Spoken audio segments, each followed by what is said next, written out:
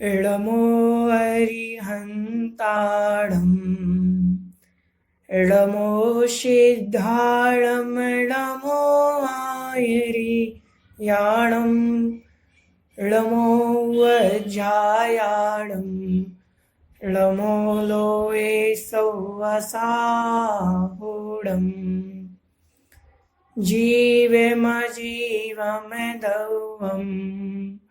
जिणवर वसेण जेणले दिठम् देविन्दविन्दवन्दम् वन्दे तं शौवदा शीर्षा। बोले आदिम तीर्थंकर श्री आदिनाथ भगवान की जय। जगत कल्याणी ध्वजांग निर्वाणी माता की जय। संत शिरोमणि आचार्य गुरुदेव श्री विद्यासागर जी महामुनिराज की जय। परम पूज्य निर्यापक श्रमण पूज्य मुनिपुंगव श्री सुधा सागर जी महाराज की जय। अढ़ाई दिवस समस्त महामुनिराजों की जय। सभी को जय जिनेन्द्र। चलिए, हमने कल देखा था गुणस्थानों के विषय में कि गुणस्थान जीव के 14 गुणस्थान होते हैं। कषाय और योग के निमित्त से गुणस्थान बनते हैं। कषाय के योग से जो गुणस्थान बनते हैं वह 1 से 12 हैं और योग के निमित्त से 13 और 14वां गुणस्थान बनता है। ठीक है, चलिए आइए अब हम समझते हैं कि हमने अभी तक कितना पढ़ लिया। हम पढ़ रहे थे जीवों के 9 गुण, 9 विशेष गुण पढ़ रहे थे, जिनमें हमने देखो 9 गुण में से जीवो, उपोगमो, अमुत्ति, कत्ता, सदेह परिमाणो, भोता, संसारत्थो, ये 7 गुण पढ़ लिए। अब कौन सा रह गया है? एक सिद्धो और एक विश्वसोड्ड गई। 2 गुण रह गए अभी जीव के, एक सिद्धो और एक विश्वसोड्ड गई। आइए आज हम दोनों गुणों को पढ़ेंगे। ठीक है, चलिए आगे गाथा क्रमांक 14 देखते हैं। गाथा क्रमांक 14, गाथा क्रमांक 14 में बता रहे हैं सिद्ध जीवों का स्वरूप, कि सिद्ध भगवान, सिद्ध जीव जो है उनका स्वरूप क्या है, उनका क्या स्वरूप है। हमने पिछली गाथाओं में यहां तक पढ़ लिया कि जीव संसारत्थो, संसार में स्थित है। अब आते हैं सिद्ध जीवों का स्वरूप और ऊर्ध्वगमन स्वभाव। आइए गाथा का उच्चारण करते हैं। ऋक्कम्मा 8 गुणा, ऋक्कम्मा 8 गुणा, किंचूणा चरम देह दो सिद्धा, लोयगठिदानिच्चा, लोयगठिदानिच्चा, उपादव एहिं संयुत्ता, उपादव एहिं संयुत्ता, ऋक्कम्मा 8 गुणा, किंचूणाचरम देह दो सिद्धा, लोयगठिदानिच्चा, उपादव एहिं संयुत्ता। ठीक है, गाथा उच्चारण में कोई दिक्कत तो नहीं। ऋक्कम्मा 8 गुणा, किंचूणा चरम देह दो सिद्धा, लोयगठिदा, लोयगठिदा, ऋचा, उपादव, उपादव, एहिं संयुत्ता, एहिं संयुत्ता। चलिए आइए जो भी उच्चारण करना चाहते हैं उस गाथा का हैंड रेज करेंगे। जी आशा जी, आपको अनम्यूट किया, गाथा का उच्चारण करें। निकम्मा 8 गुणा, किंचूणा चरम देहो दो सिद्धा, लोयगठिता निच्चा, उपादव एहि संयुता। चलिए स्मिता जी शाह, आप गाथा का उच्चारण करेंगे। जी हाँ भैया जी। ऋक्कम्मा 8 गुणा, किंचूणा चरम देह दो सिद्धा, सिद्धा लोयगटिदानिच्च उपादव एहि संयुता। चलिए ममता जी आप गाथा का उच्चारण करेंगे। ममता जैन जी, ममता जी गाथा हाँ भैया जी, जय जिनेन्द्र। जी गाथा का उच्चारण करें, जय जिनेन्द्र ना करें कोई भी, देखो अपने पास समय कम होता है। निकम आठ गुना किंचुना चरम देह दो सिद्धो लोयक्तिका नीचा उपवाद ही संजुता। आपकी अभी अशुद्धियां हैं बहुत सारी, सुधारें, एक बार सुने। निधि जी आपको अनम्यूट किया है। जी रिक्कम अट्ठ गुणा किम चूड़ाचरम देदो सिद्धा लो गतिदारिचा उपादव एहि संयुता। चलिए ललिता जी आपको अनम्यूट कर रहे हैं। निकम्मा अट्ठ गुणा किंचुणाचरम देह दो सिद्धा लोयगटिदानिच्च उत्पादव एहि संयुता। अर्चना जी आपको अनम्यूट कर रहे हैं। जी अर्चना जी बेटा।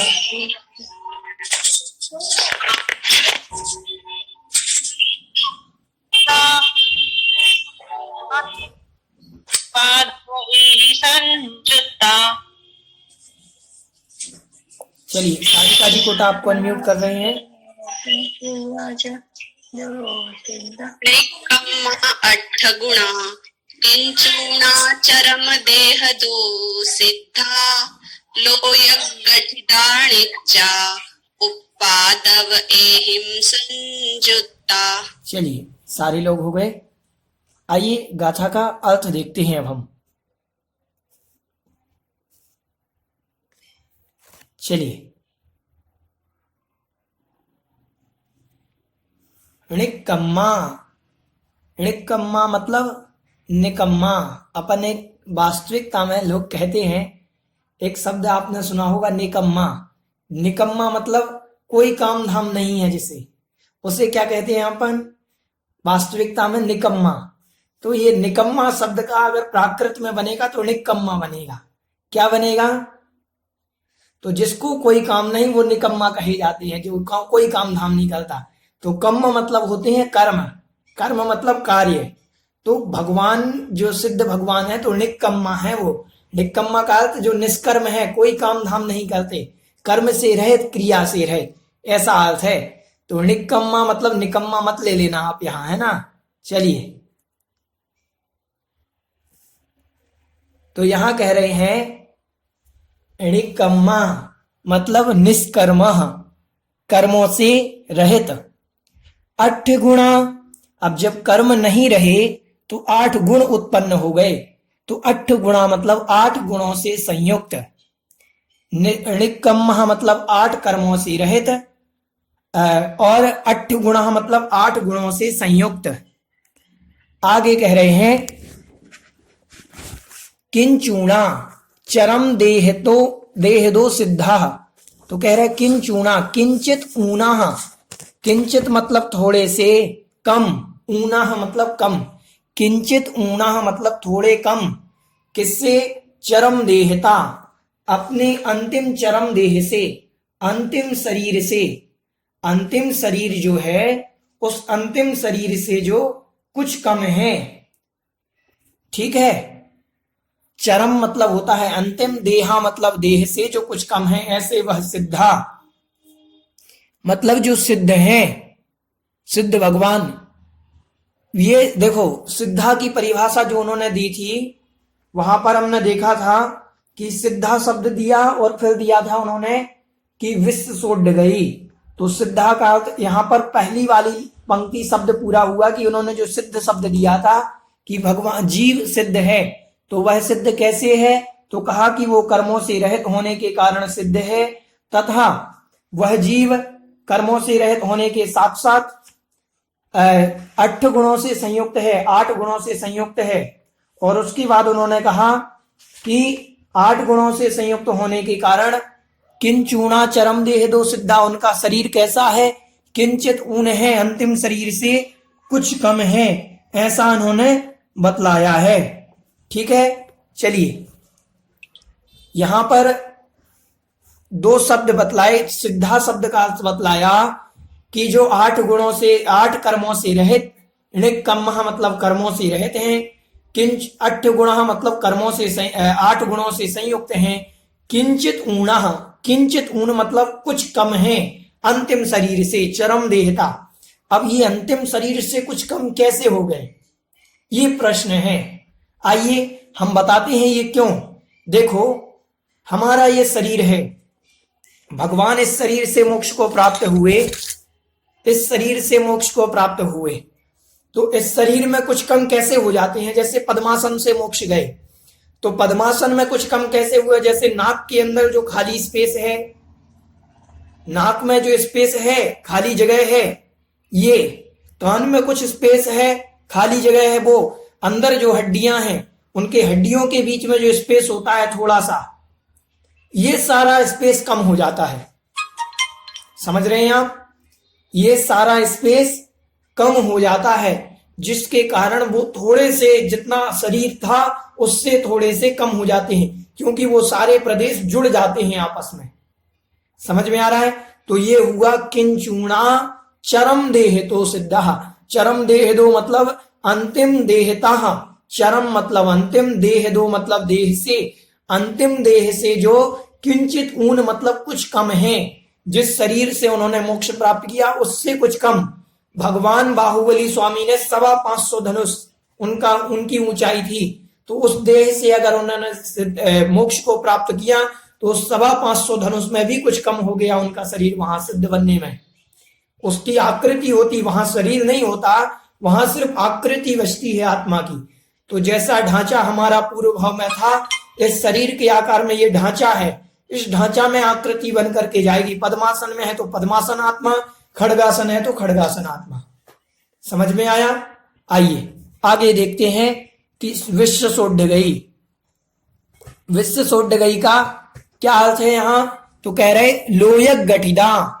लोयग गठिदा मतलब लोकाग्र के, लोयज्ञ मतलब होता है लोकाग्र, लोयज्ञ मतलब होगा लोकाग्र, और ठिदा मतलब स्थिता, जो लोकाग्र पर स्थित हैं। जो लोयज्ञ मतलब लोकाग्र पर, ठिदा मतलब स्थिता मतलब स्थित हैं, जो लोक के सर्व ऊंचे भाग पर, सबसे ऊंचे भाग पर स्थित हैं। और कैसे हैं, उत्पाद मतलब उत्पाद, वये ही व्यय, उत्पाद व्यय से जो संयुक्ता मतलब संयुक्त हैं, और नित्या मतलब नित्य हैं। तो उत्पाद व्यय और नित्या मतलब नित्य, नित्य मतलब होता है द्रव्यपना, तो नित्या मतलब द्रव्य, उत्पादव मतलब उत्पाद, और वयेहिम मतलब उत्पादव मतलब उत्पाद, और वयेहिम मतलब होता है व्यय। तो इनसे जो संयुक्त है, उत्पाद व्यय और द्रव्य से जो संयुक्त हैं और लोकाग्र पर स्थित हैं। लोकाग्र पर स्थित इसलिए हुए क्योंकि वह स्वभाव से ऊर्ध्वगमन वाले हैं। विश्व सोड गई, स्वभाव से ऊर्ध्वगमन होता है। आइए अब अपन समझते हैं पूरी गाथा को। देखो स्वभाव से ऊर्ध्वगमन ऐसा क्यों कहा, क्या जीव स्वभाव से ऊपर जाता है। देखो एक उदाहरण देखना आप, बहुत अच्छा उदाहरण है। एक फुटबॉल ली मैंने, फुटबॉल अगर हम पानी में डालते हैं या किसी बॉल को हम पानी में डुबोते हैं तो क्या डूबेगी, नहीं डूबेगी। पानी में डालने से फुटबॉल डूबेगी क्या, नहीं डूबेगी। क्यों नहीं डूबेगी, क्योंकि उसके अंदर एक हवा भरी हुई है और उसका स्वभाव है ऊपर उठना। हवा का स्वभाव पानी में दबा रहना नहीं है।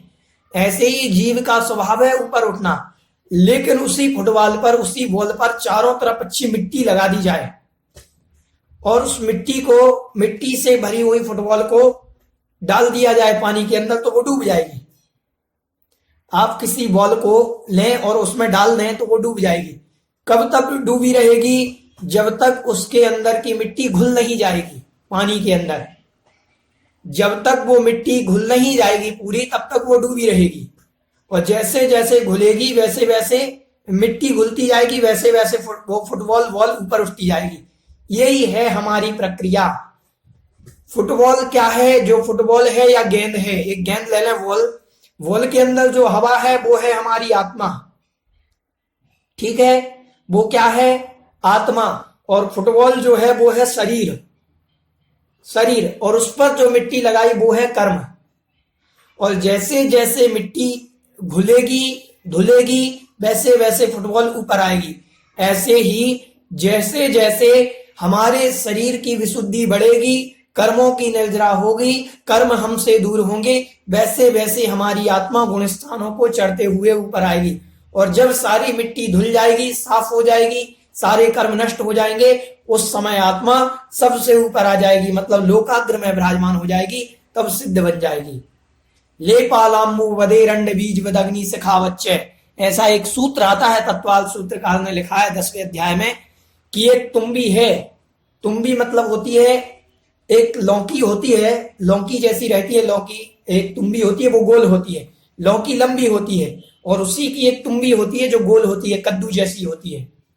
तो उन्होंने उदाहरण दिया कि जैसे वो तुम्बी है, वो तुम्बी पर मिट्टी लगा दो तो वो पानी में डूब जाएगी।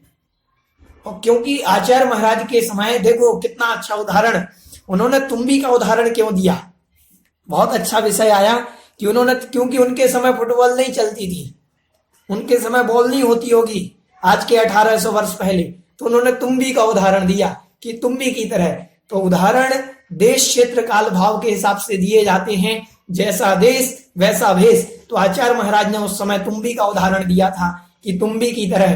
तो आचार्य महाराज भी कितने श्रेष्ठ हमारे आचार्य रहे कि उस समय के हिसाब से जैसा उनको उदाहरण उचित लगता था उस समय वो उन्होंने कह दिया। तो वो तुम्बी में अगर मिट्टी लगा दो तो वो पानी में डूब जाती है, और जैसे ही कर्म मिट्टी घुलेगी वैसे वैसे तुम्बी ऊपर आती जाएगी। ऐसे ही ये हमारे जैसे जैसे कर्म दूर होंगे वैसे वैसे आत्मा ऊपर उठती जाएगी। ये है स्वभावतः विश्व सोड गई, मतलब स्वभाव से ऊर्ध्वगमन जाने वाला। समझ में आया? इस विषय में किसी की कोई जिज्ञासा? किसी की कोई जिज्ञासा है? जी रीनू जी पहाड़िया आपको अनम्यूट कर रहे हैं जी। जय जिनेंद्र भैया जी। जी जय जयेंद्र।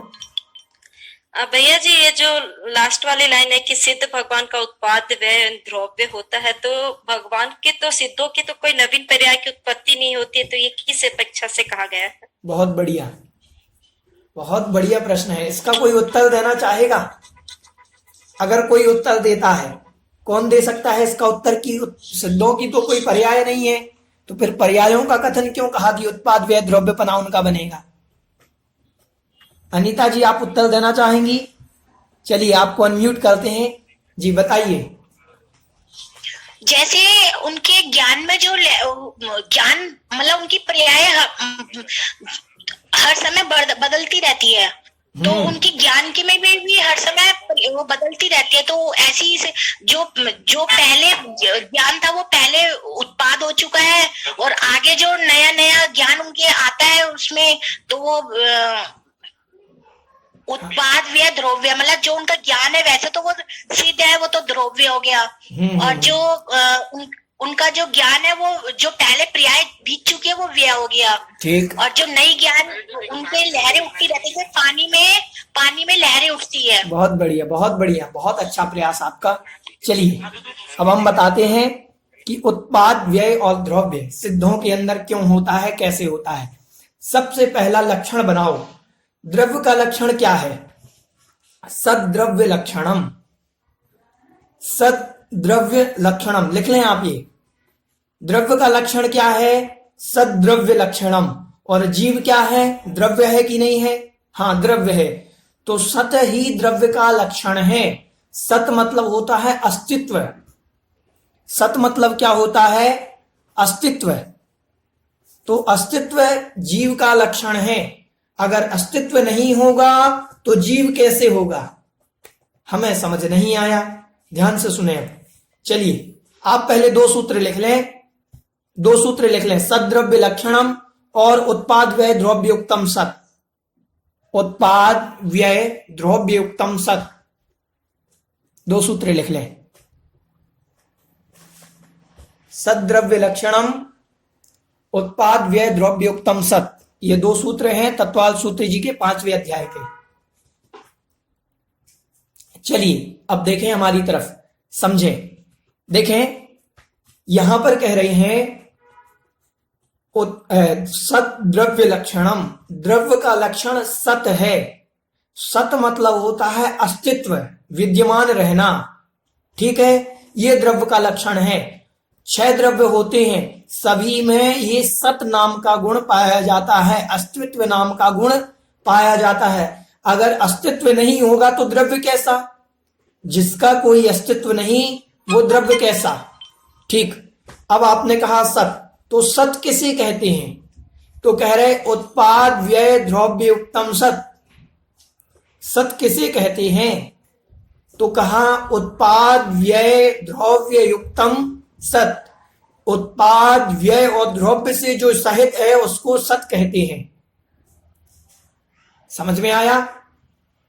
जिसमें उत्पाद पाया जाएगा, द्रव्य पाया जाएगा, व्यय पाया जाएगा, उससे सत कहेंगे। सिद्ध भगवान भी जीव है कि नहीं है? जीव हैं, और तो जीव द्रव्य के अंदर आएंगे कि नहीं आएंगे? जब वो जीव हैं, वो जीव द्रव्य हैं, तो द्रव्य का लक्षण ही सत है, और सत का लक्षण है उत्पाद व्यय द्रव्ययुक्तम। तो उत्पाद व्यय द्रव्यपना सिद्धों में भी होता है। समझ में आ रहा है? उनके अंदर भी सद्गुणी हानि वृद्धि होती है। समझें? उत्पाद क्या है, व्यय क्या है, द्रव्य क्या है? आइए हम एक उदाहरण से समझते हैं। उत्पाद व्यय द्रव्य, किसी आपके पास मान लीजिए कान का कुंडल था सोने का। ध्यान से सुनना, आपके पास एक कान में पहनने वाला कुंडल था सोने का। आपने उस कुंडल को अंगूठी बनवाने का सोचा कि ये कुंडल टूट रहा है, खराब हो रहा है, इसकी हम अंगूठी बनवा लें। तो आपने सोने के कुंडल को सुनार को दे दिया, और सुनार ने उस कुंडल को पिघला करके अंगूठी बना दी। ठीक है, तो उत्पाद किसका हुआ? इसका, अंगूठी का। और व्यय किसका हुआ? कुंडल का। कुंडल का व्यय, और उत्पाद मतलब व्यय मतलब नष्ट होना, खत्म होना। तो कुंडल नष्ट हो गया, और उत्पाद मतलब उत्पन्न होना, बनना। ये कौन बन गया? अंगूठी बन गई। ठीक, ये हुआ उत्पाद और व्यय। समझ में आया दोनों? अब द्रव्य क्या है? द्रव्य है स्वर्णपना। द्रव्य क्या है? स्वर्णपना। कुंडल में भी वही सोना था, अंगूठी में भी वही सोना है। समझ में आ रहा है? ये हुआ उत्पाद व्यय और द्रव्य। सोना तो दोनों में रहा, इसमें भी था, इसमें भी है, और अंगूठी को हमने पिघला करके कुछ और बना दिया, तो सोना रहेगा, द्रव्यपना कभी खत्म नहीं होता। उत्पाद व्यय की अपेक्षा पर्याय नष्ट होती हैं। पुरानी पर्याय चली गई, पुरानी पर्याय कुंडल की थी, वो नष्ट हो गई, नई पर्याय अंगूठी की आ गई। अब अंगूठी की पर्याय नष्ट होगी तो कुछ और बन सकता है। समझ में आ रहा है विषय? ये तो हमें समझ में आया। अब ये अपन में लगा करके देखते हैं, ध्यान से सुनना। मैं हूं, मैं मनुष्य पर्याय में हूं, मनुष्य गति का जीव हूं। अब ये मेरी उत्पाद है। ठीक है, ये उत्पाद समझना। मैं नरक में चला गया, मैं स्वर्ग में चला गया, मैं त्रियंच में चला गया, तो त्रियंच का शरीर, नारकी का शरीर, देव का शरीर, वो उत्पाद हुआ, और इस शरीर का व्यय हो गया। बस आत्मा इसमें भी थी, आत्मा उसमें भी है, वही आत्मा है जो इसमें थी। समझ में आ रहा है? ये हुआ उत्पाद व्यय द्रव्य। अब अपन समझते हैं सिद्धों में उत्पाद व्यय द्रव्यपना कैसे बनता है।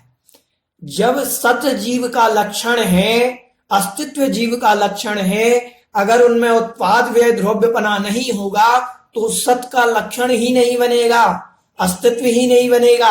अगर अस्तित्व है तो कुछ हलन चलन जरूर होनी चाहिए। ठीक है, अगर अस्तित्व है तो कुछ हलन चलन जरूर होनी चाहिए। अगर हलन चलन नहीं हो रही है तो फिर फायदा कैसा, अस्तित्वपना कैसा? समझे? सिद्धों के अंदर भी, सिद्धों की जो अनंत सिद्ध आत्मा है, उस आत्मा में जो अनंत ज्ञान है, उस ज्ञान में भी परिवर्तन होता रहता है। कैसे परिवर्तन होता है, उसमें कोई आत्म प्रदेश कम ज्यादा नहीं हो रहे हैं। उसमें आप एक थाली लीजिए और मान लीजिए एक थोड़ा सा गहरा बर्तन लिया, जिस थाली टाइप के आकार का, उसमें पानी भर लिया। उसमें क्या भर लिया हमने? पानी भर लिया। थाली में आपने पूरा फुल पानी भर लिया और उस थाली को बिल्कुल पूरा फुल भर लेना आप। पानी बाहर अगर 2 बूंद भी डालो तो बाहर आ जाए। तो आपने पूरा फुल एक थाली को पानी भर लिया और उसके बाद उसको थोड़ी सी टंकार मार दो उंगली से, तो वो पानी हिलता है, गिरता नहीं है। ध्यान से सुनना, उस थाली का पानी गिरता नहीं है, वो हिलता है हल्का हल्का उसी थाली के अंदर। समझ रहे हैं आप? उस थाली को थोड़ा सा हिला दो, बिल्कुल थोड़ी सी टंकार मार दो तो हिलता है। तो उसमें हिलने में क्या हुआ? एक लहर उठी, एक नष्ट हुई, एक उठी, एक नष्ट हुई। ऐसी सिद्धों के अंदर अंदर ही अंदर उन्हीं पर्यायों में एक का व्यय हुआ, एक का उत्पाद, एक का व्यय, एक का उत्पाद, एक का व्यय, एक का उत्पाद। उसी ज्ञान में उत्पाद व्यय द्रव्य बना रहता है। समझ में आया? सिद्धों में उत्पाद व्यय द्रव्य बना समझ में आ गया सभी को? किसी को कोई जिज्ञासा तो नहीं? अगर किसी को कोई जिज्ञासा हो इस विषय में तो पूछ सकते हैं। जी 1 मिनट। निकिता जी गांधी, मैं आपको अनम्यूट कर रहा हूं जी। जय जिनेन्द्र भैया जी। जी मैं मनुष्य पर्याय हूँ तो वो उत्पाद आया। मैं नरक में स्वर्ग में चला गया तो वो पर्याय का व्यय हो गया। अब और फिर मैं आत्मा हूँ तो आत्मा द्रव्य में आएगा ना? ठीक, ये तो बराबर है ना? हाँ बिल्कुल बराबर है, लेकिन ध्यान से सुनना, ये तो बाह्य में दिख रहा है हमें। अंतरंग में प्रति समय उत्पाद व्यय द्रव्यपना हमारे भी हो रहा है। ये मत समझना कि अभी हमारे उत्पाद व्यय द्रव्यपना नहीं हो रहा है। बिल्कुल प्रति समय हमारी आत्मा के अंदर षटगुणी हानि वृद्धि होती रहती है। ठीक है, समझ में आ रहा है? प्रति समय हाँ, षटगुणी हानि वृद्धि हम अभी आपको बताएंगे। षटगुणी मतलब? अभी बताएंगे। अभी अपन भावार्थ पढ़ ले, उसके बाद बतलाएंगे। ओके। ठीक है, हाँ। समझ में और आया? सिद्ध भगवान का वापस थोड़ा एक बार समझा दो ना। किसका? सिद्ध भगवान का वापस एक बार समझा दो ना। सिद्धा मतलब सिद्ध है। सिद्ध कैसे है? तो हाँ। कहा जो 8 गुणा 8 गुणों से संयुक्त है। हाँ। निक्कम्मा मतलब कर्मों से रहित। पहले उन्होंने दिया निक्कम्मा, जैसे कर्मों से रहित हुए वैसे ही वो 8 गुण से संयुक्त हो गए। और 8 गुणों से संयुक्त होने पर उनका जो आकार बना तो किंचूणा चरम देहता, किंचित शरीर से कम सिद्धा मतलब सिद्ध बने। ठीक है, चलिए। उपवाद वय द्रव्य, सिद्ध भगवान का उपवाद वय और द्रव्य थोड़ा समझा दो ना। वो थाली वाला एग्जाम्पल तो समझ में आ गया। तो सिद्धों की बस थाली मतलब थाली में जो पानी है सिद्ध भगवान की आत्मा, वही उनका अनंत ज्ञान। पानी जो है, ध्यान से सुनना, पानी है आत्मा। पानी है आत्मा। अब पानी खारा है, मीठा है, सब जगह के पानी का अपना अपना स्वाद। ठीक है, वो जो स्वाद है पानी का, वो है सिद्ध भगवान का अनंत दर्शन और अनंत ज्ञान। पानी जो हमें दिख रहा है, अब पानी हम देख करके तो नहीं कह सकते ये खारा है, ये मीठा है, ये क्या है। पानी का स्वाद अलग अलग। तो पानी जो दिख रहा है वो तो सिद्ध भगवान की आत्मा, और उसमें जो मिठास है, जो भी है, वो है भगवान के अनंत ज्ञान, अनंत दर्शन आदि गुण। दर्शन। ठीक। सिद्ध भगवान की आत्मा दिखती नहीं, पानी की तरह भी नहीं दिखती, उनकी होती नहीं, अरूपी होती है वो है। ठीक है, तो ये समझना कि उनके अंदर जो अनंत ज्ञान गुण विद्यमान है। अब पानी की लहर जब अपन ने थाली को हिलाया, थोड़ा सा उसको टंकार मारी हमने, और जैसे ही टंकार मारी उस थाली में तो पानी हिलने लगा। तो पानी को हिलता है तो जब वो लहरें उठाता है हल्की हल्की, तो जो एक लहर उठी थी वो जो खत्म हुई वो हुआ व्यय, जो खत्म हुई, और फिर नई लहर उठ गई तो वो हुआ उत्पाद, और पानी दोनों में रहा। जब लहर उठी थी तो भी पानी था, लहर बंद हुई तो भी पानी है, ना उसमें एक बूंद पानी आया। देखो ध्यान से सुनना, ना उसमें एक बूंद पानी किसी ने डाला ना किसी ने निकाला, फिर भी लहरें उठ रही ना। ऐसे ही सिद्ध भगवान में ना कोई कर्म आए ना गए, मतलब सिद्ध भगवान में कर्म तो है ही नहीं, तो उनके जो गुण हैं उन गुणों में ना कोई गुण आया ना गया, क्योंकि वो स्वयं अनंत गुण के धारी है। अब उसके बाद ध्यान से सुनना, वो स्वयं अनंत गुण के धारी है, तो उन्हीं गुणों के अंदर ही उत्पाद व्यय द्रव्यपना होता रहता है, ऐसा समझना चाहिए। ठीक है, चलिए अब हम इसका भावार्थ देखते हैं, फिर हम आपको षड्गुणी हानि वृद्धि आदि बतलाएंगे।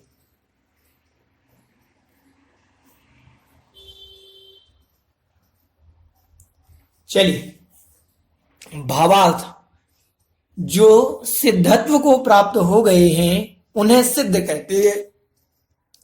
सिद्धत्व को मतलब जिन्होंने अपने कार्यों की सिद्धि कर ली है उन्हें सिद्ध कहा जाता है। पूज्य आचार्य श्री का एक प्रवचन मैंने सुना था कुछ दिन पहले, लगभग अभी 8-9 तारीख को सुना था, 8 तारीख को सुना था। उस प्रवचन में आचार्य श्री ने कहा था कि अरिहंत और सिद्ध ये नाम है। अरिहंत नाम हमारा भी हो सकता है, तो अरिहंत नाम होने से ये मैं नहीं कि मैं अरिहंत बन गया, मेरा नाम पारस होने से ये नहीं कि पारसनाथ भगवान में जो गुण है वो मुझ में है, नहीं, नाम कुछ नहीं है। अरिहंत नाम इसीलिए दिया उनका क्योंकि उन्होंने अरि मतलब शत्रुओं को, हंत मतलब नष्ट कर दिया है, कर्म रूपी शत्रुओं को उन्होंने नष्ट कर दिया, इसीलिए हम उन्हें अरिहंत कहने लगे। जिनेंद्र कह दिया क्योंकि उन्होंने इंद्रियों को जीत लिया, इसीलिए हमने जिनेंद्र कह दिया। समझ रहे हैं आप? भगवान कह दिया।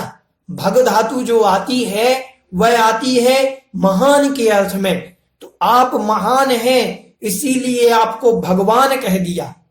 तो ये नाम है, नाम से कोई फर्क नहीं पड़ता। गुण और नाम, अरिहंत का मतलब, सिद्ध का मतलब ये नहीं कि सिद्ध बन जाना, सिद्ध का मतलब ये नहीं कि सिद्ध नाम को प्राप्त होना। अरे सिद्ध नाम तो इसीलिए प्राप्त हुआ क्योंकि उन्होंने अपने कार्यों को सिद्ध कर लिया है। सिद्धम ते अर्थस्य यस्य सः सिद्धार्थः, किसी का नाम सिद्धार्थ है, सिद्धार्थ किसी का नाम है, तो सिद्धार्थ का अर्थ क्या होगा? जिसने अपने सारे कार्यों को सिद्ध कर लिया है, सारे अर्थों को, सारे प्रयोजन को सिद्ध कर लिया, वो सिद्धार्थ है। अगर सिद्ध भगवान को हम सिद्धार्थ भी कहें तो इसमें कोई दो राह की बात नहीं। तो नाम मात्र सिद्ध है, कार्य क्या है? कर्मों से विरहित होना, शुद्ध आत्मा। समझ रहे हैं? उसका नाम, उस स्टेटस का नाम, उस अवस्था का नाम हमने सिद्ध रख दिया। समझ आ रहा है? जो उस अवस्था को प्राप्त हो गया उसको हम सिद्ध कहने लगे। ठीक है, अगर उस अवस्था को प्राप्त नहीं होते तो हम उनको सिद्ध नहीं कहते। तो सिद्ध इसीलिए कहा कि उन्होंने अपने सारे कार्य सिद्ध कर लिए हैं। ठीक है, तो जो सिद्धत्व पने को प्राप्त हो गए हैं, सिद्धत्व पना मतलब होता है जो अपने संपूर्ण कार्य को सिद्ध कर चुके हैं, समाप्त कर चुके हैं, उन्हें अब कोई करने की जरूरत नहीं है, कुछ करने की जरूरत नहीं, उन्हें कहते हैं सिद्ध। ठीक है, चलिए, तो जो सिद्धत्व को प्राप्त हो गए हैं उन्हें सिद्ध कहते हैं। सिद्ध भगवान संपूर्ण कर्मों से रहित होने के कारण अमूर्तिक हैं, क्योंकि कर्म ही तो मूर्तिक है, आत्मा तो अमूर्तिक थी। जब तक कर्म साथ में थे तब तक उसको मूर्तिक माना था, अब कर्म नहीं है, इसीलिए भगवान, सिद्ध भगवान को व्यवहार से भी मूर्तिक नहीं कह सकते। पहले गाथाओं में अपन ने पढ़ा था कि अमुत्ति गत्ता सदे, तो मूर्तिक अमूर्तिक पढ़ा था कि जिनमें वर्ण रस गंध पंचादो फासा अठ्ठिण छया जीवेणो संति अमुत्ति तदो व्यवहारा मुक्ति बंधादो। तो व्यवहार न से हमने वहां पर मुक्त मान लिया था भगवान को कि वो मूर्तिक है। नहीं, सिद्ध भगवान अमूर्तिक है, क्योंकि सिद्ध भगवान के अंदर कर्म पाए ही नहीं जाते, क्योंकि कर्म ही मूर्तपने को प्राप्त होते हैं, आत्मा नहीं। ठीक है, तो कर्मों संपूर्ण कर्मों से रहित होने के कारण सिद्ध भगवान अमूर्तिक हैं। वे एक समय में 7 राजू गमन करके लोकाग्र में जाकर स्थिर हो जाते हैं। एक समय के अंदर कितना 7 राजू गमन करते हैं। ऊर्ध गमन करना जीव का स्वाभाविक गुण है, फिर भी कर्म की परतंत्रता के कारण, कर्म की परतंत्रता मतलब कर्म के वशीभूत होने के कारण, कर्मों के अधीन होने के कारण, परतंत्रता मतलब अधीनता, कर्मों की अधीनता होने के कारण जीव विभिन्न गति में गमन करता है, परंतु कर्म से रहित होने पर स्वाभाविक ऊर्ध्व गति में ऋजु गति से गमन करता है। ऊर्ध्व गति में मतलब ऊपर की ओर, ऋजु गति मतलब सीधे सरल, बिल्कुल स्ट्रेट, बिल्कुल वैसे जाता है। सिद्ध भगवान के षड्गुण हानि वृद्धि रूप उत्पाद व्यय द्रव्य रहता है। अभी हम आपको बताएंगे ये षड्गुण हानि वृद्धि क्या है। सिद्ध भगवान के 8 गुण इस प्रकार हैं। अनंत ज्ञान, परिपूर्ण अनुपम विशुद्ध समस्त पदार्थों को जानने वाला। अनंत ज्ञान मतलब परिपूर्ण ज्ञान जो अनुपम है, उपमा से रहित है। विशुद्ध मतलब सबसे शुद्ध है, समस्त पदार्थों को जानने वाला है। यह हुआ अनंत ज्ञान। अनंत दर्शन, बिना किसी की सहायता से समस्त मूर्त एवं अमूर्त द्रव्यों को सामान्य से देखने वाला, सामान्य से सबको देखने वाला, विशेषतया किसी को नहीं जानता, सामान्य से सबको देखता है। अनंत वीर्य, अप्रतिहत सामर्थ्य उत्पन्न करने वाला। अप्रतिहत मतलब कोई भी उस सामर्थ्य को नष्ट नहीं कर सकता, कोई भी अप्रतिहत सामर्थ्य मतलब उन जैसी किसी में सामर्थ्य नहीं, मतलब अनंत सामर्थ्य को वाले। अनंत वीर्य मतलब होती है शक्ति, अनंत शक्ति वाले, उस शक्ति का कोई तोड़ नहीं। सबसे ज्यादा शक्ति, सबसे ज्यादा अनंत वीर्य उन्हीं के अंदर होता है। सम्यक्त्व, समस्त जीवादि तत्वों के विषय में विपरीत अभिनिवेश रहित परिणाम वाला, अर्थात सम्यक चारित्र और अनंत सुख का समावेश है। देखो इसमें सम्यक्त्व को क्या कहते हैं। सम्यक्त्व को कह रहे कि समस्त जीवादि तत्वों में विपरीत अभिनिवेश से रहित, विपरीत पने से रहित, किसी भी सारे जैसा जिन तत्वों का स्वरूप है उन सारे तत्वों को इदमेव दृश्यमेव, जैसे हैं वैसे ही जानते हैं। ठीक है, कह रहे। और इसमें सम्यक चारित्र और अनंत सुख का समावेश है। इस सम्यक्त्व के अंदर अनंत चारित्र, सम्यक चारित्र का समावेश है और अनंत सुख का समावेश है। अनंत सुख भी इसी सम्यक्त्व के अंदर समावेश है, क्योंकि तत्वों को समीचीन रूप से जान लिया। मिथ्यात मोहनीय कर्म रहा नहीं, क्योंकि मोहनीय कर्म के कारण ही अनंत सुख नहीं हो पाता। मोहनीय कर्म के कारण अनंत सम्यक्त्व, अनंत सुख प्राप्त हुआ। ठीक है, अब आते हैं सूक्ष्मत्व। केवल भगवान, केवल ज्ञान द्वारा गम्य अमूर्त प्रदेशात्मक होने वाला, जो केवल ज्ञान के द्वारा ही गम्य है, ऐसा अमूर्त प्रदेशात्मक होने वाला। अमूर्त मतलब मूर्त से रहित, मूर्त पने से रहित, वह अमूर्त प्रदेशात्मक होने वाला, उसको सूक्ष्मत्व कहते हैं। इस गुण से जो संयुक्त होते हैं, समझ में आया। सूक्ष्मत्व गुण, इसको हम थोड़ा सा और विशेष देख लेते हैं, क्योंकि यहां पर जो इन्होंने दिया वो थोड़ा सा कठिन लग रहा है कि सूक्ष्मत्व किसे कहते हैं। तो सूक्ष्मत्व को हम ऐसे समझे कि जो इंद्रियों से दिखाई नहीं देना सूक्ष्मत्व गुण है। इंद्रियों से जो दिखाई नहीं देता उसे सूक्ष्मत्व गुण कहते हैं। इंद्रियों से परे है उसे कहते हैं सूक्ष्मत्व गुण। नाम कर्म का जैसे ही क्षय होगा यह सूक्ष्मत्व गुण प्रकट हो जाता है। ठीक है, चलिए आगे देखते हैं। अवगाहनत्व।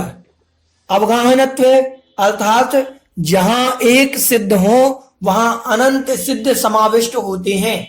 जहां पर एक सिद्ध कोई आ जाए और वहां उसी स्थान पर कोई दूसरे सिद्ध आ जाए तो उन्हें भी अवगाहन मतलब स्थान देना। अवगाहन शब्द का अर्थ होता है स्थान देना। दो स्थान देने में सामर्थ्य रखते हैं, मतलब एक ही स्थान पर अन्य को स्थान दे देते हैं, उसे कहते हैं अवगाहनत्व। ठीक है, यह कौन से कर्म के नष्ट होने से प्रकट होता है? तो कह रहे हैं कि यह जो होता है यह आयु कर्म के नष्ट होने से अवगाहनत्व गुण प्रकट होता है।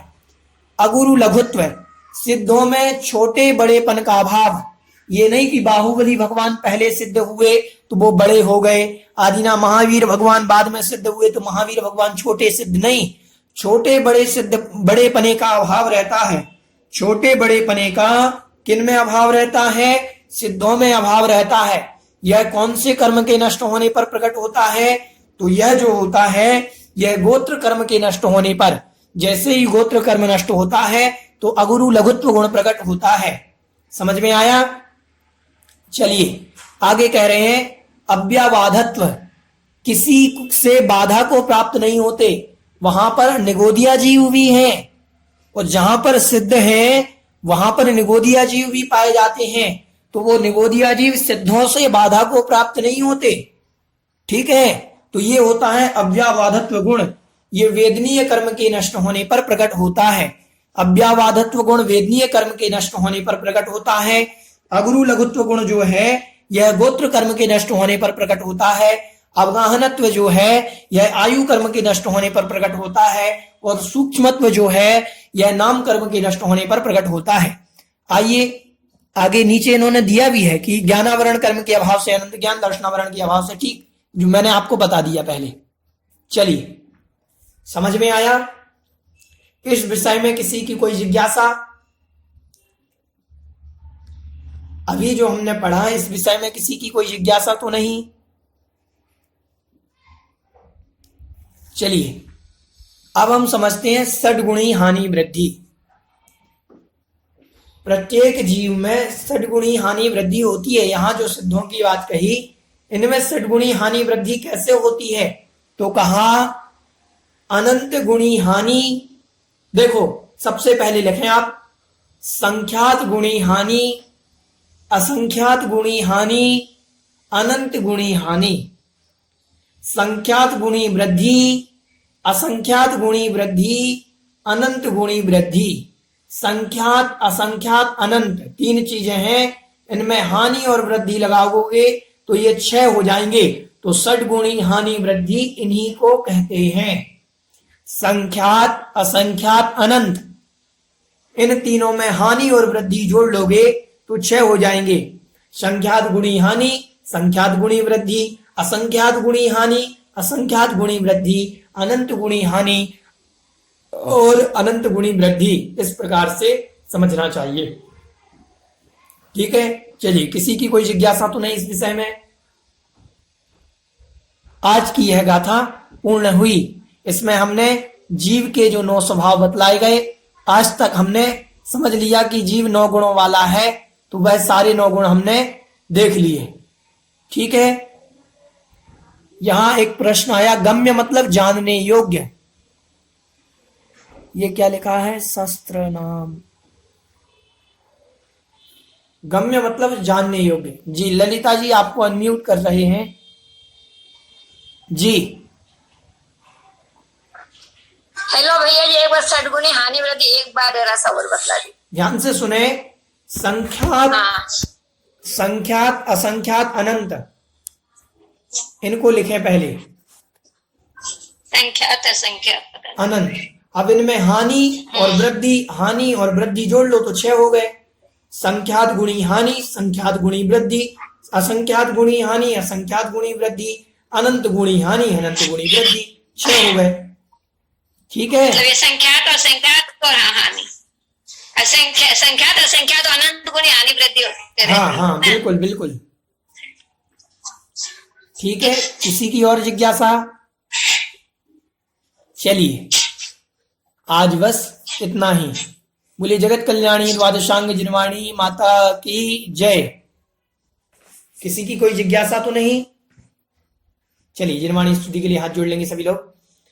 बोधि समाधि परिणाम शुद्धि स्वात्मोपलब्धि शिव शौख सिद्धि चिंतामणिं चिंतित वस्तुदाने त्वां वन्द्यमानस्य ममस्तु देवी नौवाद नमोकार।